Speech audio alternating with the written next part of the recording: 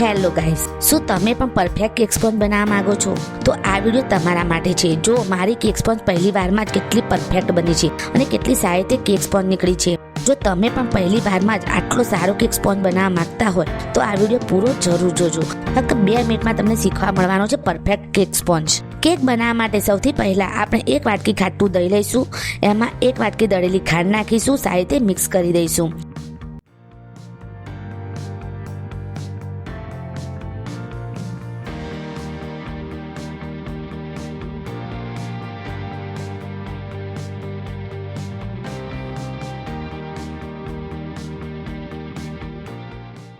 દહીં અને ખાંડ બંને સારી રીતે એક થઈ જાય એટલે એમાં 1 વાટકી મેદો નાખીશું. મેદાને આપણે ચાળીને યુઝ કરીશું. તમારી પાસે બટર હોય તો 1 ચમચી બટર એડ કરી લો, કરતાં 1 ચમચી ઘી એડ કરી લઈશું અને બેટરને બરોબરનું ફેટી લઈશું.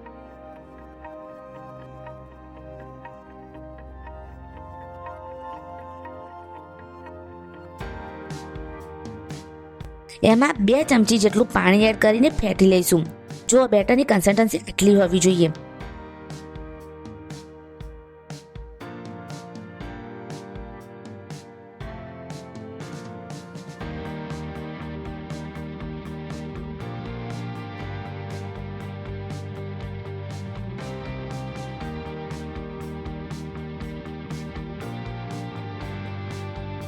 આપણે સ્ટીલનું વાસણ અહીં યુઝ નથી કરવાનું, કેમ કે સ્ટીલના વાસણમાં બેટર બળી જવાનું કે ચોંટી જવાની શક્યતા હોય છે.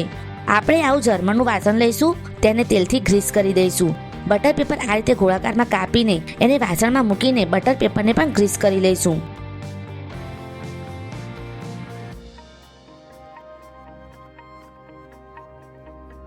હવે આપણે બેટરમાં 1 ચમચી બેકિંગ સોડા અને 1 ચમચી બેકિંગ પાવડર નાખીને ફેટી લઈશું.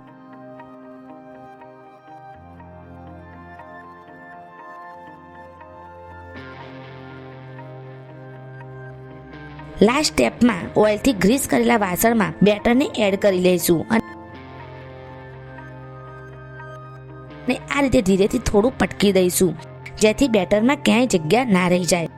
હવે આપણે એક મોટા કુકરમાં નીચે મીઠું પાથરીને એની ઉપર સ્ટેન્ડ મૂકી દઈશું. સ્ટેન્ડ ઉપર બેટરનું વાસણ મૂકી દઈશું અને બેક કરી લઈશું. કરવામાં કમસે કમ 20 થી 25 મિનિટનો સમય લાગશે. ગેસની ફ્લેમ લો ટુ મીડિયમ રાખીશું. આપણને લાગે કે કેક થઈ ગઈ છે તો એમાં એક ચપ્પુ કે સ્ટીક નાખીને જોઈ લઈશું કે આપણું બેટર તેને ચોંટતું તો નથી ને.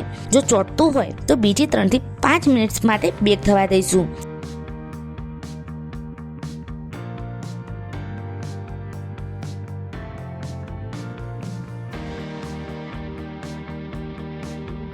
જુઓ કેટલો સારો કેકનો સ્પોન્જ નીકળ્યો છે. તમે આને તમારી ઈચ્છાથી ડેકોર કરી શકો છો. છે ને બહુ જ સરળ.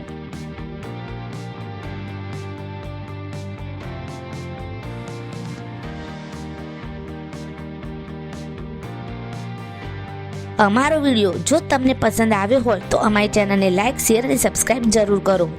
ધન્યવાદ.